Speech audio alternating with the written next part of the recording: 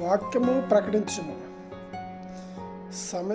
సమయమందును ఆ సమయమందును మనము వాక్యము కొరకు ప్రయాసపడము.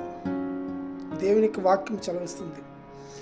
దినదినమును మనం అందరము కూడా దేవుని వాక్యమును ప్రకటించడానికి సిద్ధముగా ఉండాలి.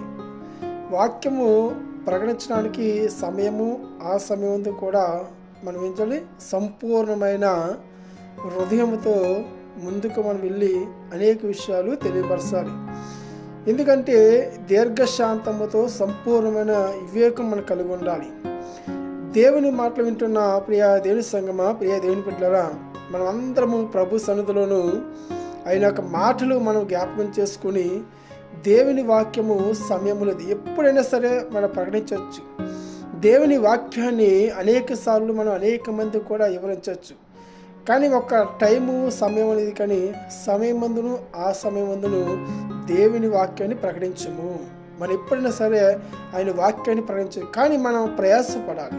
ప్రయాసముతో దేవుని వాక్యాన్ని మనం ప్రకటించాలి. ప్రియ దేవుని సంగమా, ఈరోజు ఎంతోమంది దేవుని వాక్యాన్ని ప్రకటించలేక తనలో తానే వాక్యాన్ని ఉంచుకుంటూ తన మాట తెలియపరచక ఎంతోమంది లోకంలో ఉన్నట్టుగా మనం చూస్తూ ఉన్నాం.